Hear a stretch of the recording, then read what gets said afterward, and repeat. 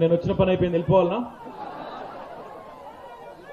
గౌరవనీయులు సభాధ్యక్షులు, ఎల్లవేళలా ఒక రోజులో 24 గంటలుంటే 24 గంటల పాటు కూడా ఒక్క క్షణం కూడా వేరే పని పెట్టుకోకుండా 24 గంటలు నా వెనుకబడ్డ దేవరకద్ర నియోజకవర్గం ఎట్లా బాగు చేసుకోవాలనే తపనతో 24 గంటలు పనిచేసే యువకుడు, బ్రహ్మాండమైన ఉత్సాహమున్న నాయకుడు, గౌరవ ముఖ్యమంత్రి గారితో సహా అందరం కూడా అభిమానించే సోదరుడు, యువ నాయకుడు, మీ శాసనసభ్యుడు ఆల వెంకటేశ్వర రెడ్డి గారికి, గౌరవనీయులు పెద్దలు, పార్లమెంటులో ఈరోజు కేవలం పాలమూరు వాణినే కాదు మొత్తం తెలంగాణ రాష్ట్ర సమితి యొక్క ఎంపీల నాయకుడిగా, ఫ్లోర్ లీడర్గా, మరి అటు మోడీ గారితో ఇటు సోనియా గాంధీతో తెల్లారి లేస్తే పోరాడుతూ మన రాష్ట్ర హక్కుల కోసం నిరంతరం పనిచేస్తున్న అన్న జితేందర్ రెడ్డి గారు. అన్న పేరు దండమట పెట్టుకో బాస్, ఆయన మైక్ గుంజుకున్నామని నారాజున్నాడు. అన్నకు మొన్నటి నుంచి చెప్తున్నాను, అన్న పేరు ఏపీ జితేందర్ రెడ్డి. ఇప్పుడు తెలంగాణ వచ్చినాక అన్ని బండ్ల మీద నెంబర్లు కూడా మారినాయి. ఏపీ పోయి టీఎస్ వచ్చింది, ఒక్క ఆయనదే మారలే. ఇంకా ఒకసారి గట్టిగా సపోర్ట్లు కొట్టి మార్చుకోమని చెప్పు. మార్చుకో, ఇంకెన్ని రోజులు బాస్, ఇది 4 ఏళ్ళు అయిపోయింది, ఇంకా మార్చుకుంటలేడు. లేకపోతే ఫైన్ వేస్తే మార్చుకుంటాడు అన్న.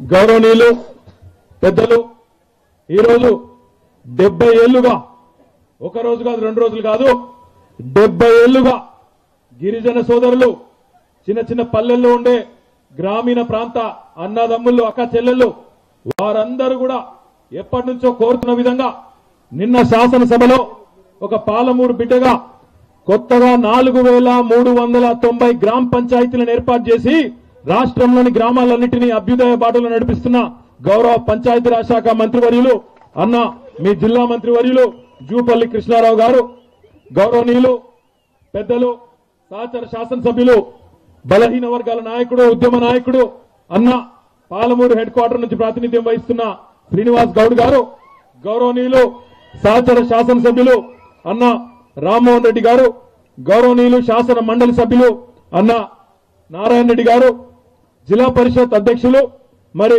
ఒక పాలమూరు కూలీగా తన ప్రస్థానాన్ని ఆరంభించి ఈరోజు జిల్లా పరిషత్ చైర్మన్ గా మనందరి ముందున్న అన్న బండారి భాస్కర్ గారు, గౌరవనీయులు శాట్స్ చైర్మన్ వెంకటేశ్వర రెడ్డి గారు, సీనియర్ నాయకులు అన్న దేవర మల్లప్ప గారు, జిల్లా పార్టీ అధ్యక్షులు అన్న శివకుమార్ గారు, మాజీ శాసనసభ్యురాలు అక్క, మీ అందరికీ సుపరిచితురాలు, సౌమ్యులు పెద్దలు స్వర్ణ సుధాకర్ రెడ్డి గారు, శ్రీమతి స్వర్ణ సుధాకర్ రెడ్డి గారికి, ఇంకా వేదిక పైన ఉన్న గౌరవ ఎంపీపీలకు, జెడ్పీటీసీలకు, సర్పంచులకు, అదే రకంగా గౌరవ రైతు సమన్వయ సమితి నాయకులకు, మండలాల పార్టీ అధ్యక్షులకు, మార్కెట్ కమిటీ అధ్యక్షురాలు రాజేశ్వరమ్మ గారికి, ఇంకా ఈ కార్యక్రమంలో పాల్గొంటున్న ప్రెస్ మిత్రులకు, అందరికంటే ముఖ్యంగా 1 గంట కొడుతుంటే కూడా, పైనుంచి ఎండ కొడుతుంటే కూడా చాలా ఓపికగా కూర్చున్న మా అక్క చెల్లెలకు, అన్నదమ్ములందరికీ పేరు పేరున హృదయపూర్వకంగా శిరస్సు వంచి నమస్కారం చేస్తా ఉన్నాను.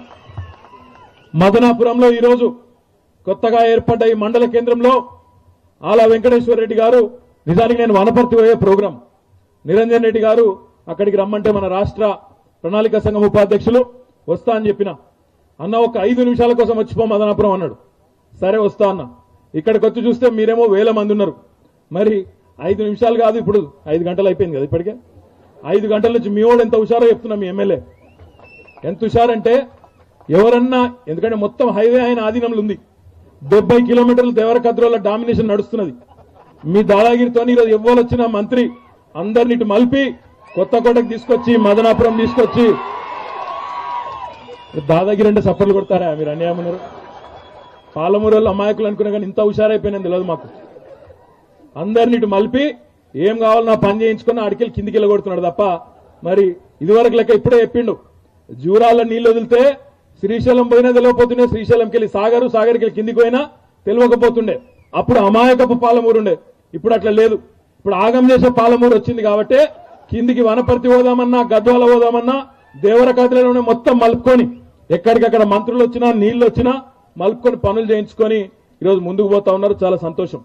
నిజంగా గౌరవ ముఖ్యమంత్రి గారు కేసీఆర్ గారు ఒకనాడు తెలంగాణ రాష్ట్ర సమితి పార్లమెంట్ సభ్యుడిగా, తెలంగాణ ఉద్యమ నాయకుడిగా ఆనాడు తెలంగాణ సాధించిన సందర్భంలో మన పాలమూరు జిల్లా పార్లమెంట్ సభ్యుడిగానే సాధించినారన్న విషయాన్ని కూడా నేను మీకు గుర్తు చేస్తా ఉన్నా. పాలమూరు ప్రజలు పెట్టిన బువ్వతోనే, పాలమూరు ప్రజలు పెట్టిన ఓట్ల బువ్వతోనే మన ఉద్యమ నాయకుడు తెలంగాణను సాధించుకొని రావడం జరిగిందన్న విషయాన్ని కూడా అందుకే మీకు గుర్తు చేస్తా ఉన్నా. అందుకే మీ రుణం తీర్చుకోవాల్సిన బాధ్యత తప్పకుండా మా అందరి మీద కూడా సంపూర్ణంగా ఉన్నది. ఆంధ్రప్రదేశ్లో, ఉమ్మడి ఆంధ్రప్రదేశ్గా ఏర్పడ్డ ఆంధ్రప్రదేశ్లో 1956 నుంచి 2014 వరకు ఎంతో మంది ముఖ్యమంత్రులు, ఎంతో మంది మంత్రులు, ప్రధానమంత్రులు కూడా ప్రాతినిధ్యం వహించిన పరిస్థితి మన తెలంగాణ ప్రాంతానికి. కానీ పాలమూరును దత్తత తీసుకున్న మనొగలు, పాలమూరులో పల్లేర్లు మొలుస్తున్నాయి మేమే బాగు చేస్తామని ఇంకొకరు, ఆ పాటలు వాడుకున్నారు, ఓట్లు డబ్బాలో వేయించుకున్నారు, సీట్లు సంపాదించుకున్నారు, కొంతమంది నోట్లు కూడా సంపాదించుకున్నారు. కానీ ఏనాడు కూడా పాలమూరు వలస కూలీల గోస గాని, ఈరోజు ఎండిపోతున్న పాలమూరు గురించి గాని పట్టించుకున్న పరిస్థితి లేదు. ఒకలేమో 49 సంవత్సరాలు, దగ్గర 50 ఏళ్లు ఒక పార్టీ కాంగ్రెస్ పార్టీ అధికారాన్ని వెలగబెట్టింది. ఇంకొక పార్టీ తెలుగుదేశం పార్టీ 17 ఏళ్లు అధికారాన్ని వెలగబెట్టింది. 67 ఏళ్లు వాళ్ళ పాలన చూసినారు. 4 ఏళ్ల తెలంగాణ రాష్ట్ర సమితి కేసీఆర్ గారి పాలన కూడా చూస్తా ఉన్నారు. ఒక్కసారి దయచేసి రాజకీయాలకు అతీతంగా, అన్నిటికీ అతీతంగా ఈరోజు తెలంగాణ వస్తే ఏమొస్తుంది అని ఆనాడు అనుకున్న వాళ్ళందరూ కూడా గుండెల మీద చేసుకుని ఆలోచించాలని చెప్పి కూడా నేను కోరుతా ఉన్నాను. 67 ఏళ్ల సమైక్యాంధ్ర పాలనలో ఏం జరిగింది పాలమూరుకు, ఈ 4 ఏళ్లలో ఏం ఒరిగింది పాలమూరుకు అని కూడా ఒక్కసారి మీరు ఆలోచించాలా. జితేందర్ రెడ్డి గారు చెప్పినారు ఇప్పుడే, 67 ఏళ్లలో సమైక్యాంధ్ర పాలనలో ఆనాడు 1,00,00,000 ఎకరాలకు కూడా నీళ్లిచ్చే పరిస్థితి లేకపోతే ఈరోజు ఈ 4 ఏళ్లలోనే ఇప్పటికే 6.5 లక్షల ఎకరాలకు పాలమూరు జిల్లాలో నీరిచ్చి పాలమూరును పచ్చబడే ప్రయత్నం చేస్తుంటే కొంతమంది కడుపులు మండిపోతున్నాయి, కొంతమంది కళ్ళు ఎండిపోతున్నాయి, కింద కాళ్ల కింద పునాదులు కదిలిపోతా ఉన్నాయి. కొల్లాపూర్లో అక్కడ కాంగ్రెస్ అభ్యర్థిగా జూపల్లి గారి మీద పోటీ చేసిన వ్యక్తి, మన అన్న వెంకటేశ్వర రెడ్డి గారి మీద మీ నియోజకవర్గంలో కాంగ్రెస్ అభ్యర్థిగా పోయిన ఎన్నికల్లో పోటీ చేసిన వ్యక్తులు ఈరోజు వారు పాలమూరు జిల్లాలో పుట్టడమే ఒక రకంగా చెప్పాలంటే మన దురదృష్టం, మన దౌర్భాగ్యం అని చెప్పి నేను చెప్తా ఉన్నాను. కాంగ్రెస్ పార్టీకి ఇంకా ఈ రాష్ట్రంలో ఉనికి ఉండడమే తెలంగాణ ప్రాంతానికి ప్రమాదం అని చెప్పి కూడా నేను తెలియజేస్తా ఉన్నాను. ఎందుకంటే ఎండిపోయిన పాలమూరు గొంతులకు మంచినీళ్ళు ఇద్దామన్నా, ఎండిపోయిన బిళ్లకు ఈరోజు సాగునీరు ఇద్దామన్నా అడ్డం పడుతున్న వాళ్ళు వేరే వాళ్ళు కాదు.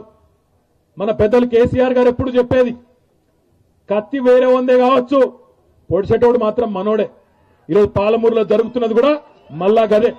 67 ఏళ్లు మనని అరిగోస పెట్టినోళ్ళు, 67 ఏళ్లు సావగొట్టిన కాంగ్రెస్ తెలుగుదేశం పార్టీ నాయకులు ఈరోజు మళ్ళీ కోర్టు కేసుల రూపంలో, కోర్టులో వ్యాజ్యాలు, ప్రజా ప్రయోజనాల వ్యాజ్యాలట, ప్రజా ప్రయోజనాలు కాదు ప్రైవేటు ప్రయోజనాలు, కాంగ్రెస్ పార్టీ ప్రయోజనాల కోసం నీళ్లు ఇవ్వకపోతేనే ప్రజలు మళ్ళా మాదికేమన్నా చూస్తారేమో.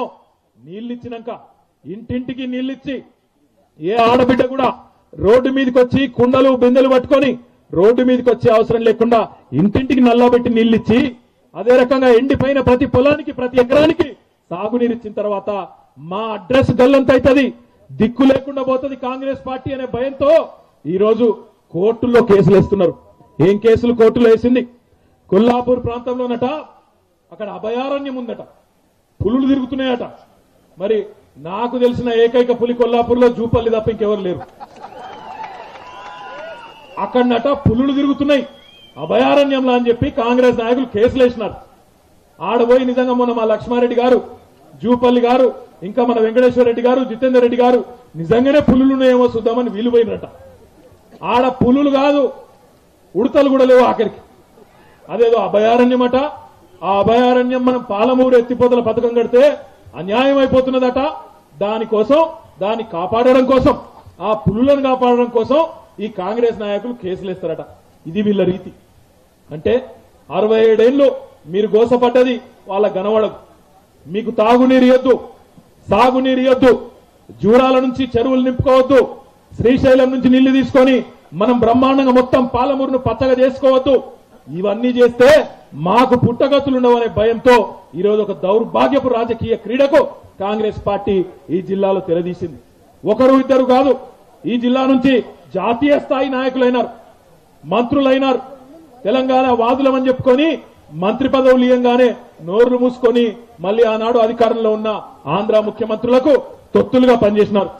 ఇదే జిల్లా నుంచి మొన్న మన జితేంద్రన్న మీద ఓడిపోయిన ఒక పెద్ద నాయకుడు, కాంగ్రెస్ నాయకుడు, ఆయన నానాడు కేంద్ర మంత్రిగా ఉండే ఆనాడు ఆయన అడిగినారు. ఆనాడు మన విలేకరులు అన్నదమ్ములు వీళ్ళు కూడా అన్నాడు మనతో ఉద్యమంలో ముందుండి పాల్గొన్న వాళ్ళు వీళ్ళు పోయి అడిగినారు. ఆనాడు కాంగ్రెస్ ప్రభుత్వంలో కేంద్రంలో మంత్రిగా ఉన్న పెద్ద ఆయనను, సార్ ఉద్యమం జరుగుతున్నది, పిల్లలు చచ్చిపోతున్నారు, మరి మీరు ఏ వాది, తెలంగాణ వాదా సమైక్యవాదా, నువ్వా తెలంగాణ ఏర్పడాలంటున్నావా వద్దంటున్నావా, ఏందో తేల్చి చెప్పు, కుండ బద్దలు కొట్టు అంటే ఏమన్నాడు అన్నాడు ఆ పెద్ద మనిషి. నేను తెలంగాణవాది కాదు, నేను సమైక్యవాది కాదు, నేను ఢిల్లీకి పోయినా కదా, చాలా పెద్దోన్న అయిపోయినా కదా, నేను జాతీయవాదిని అని చెప్పి డైలాగులు కొట్టిన అన్నాడు. ఇంకొక ఏంటండి వీడియో నచ్చిందా? అయితే ఓ లైక్ వేసుకోండి, లేదంటే ఓ కామెంట్ చేయండి. ఎప్పటికప్పుడు మా వీడియోస్ చూడాలంటే సబ్స్క్రైబ్ చేసుకోండి.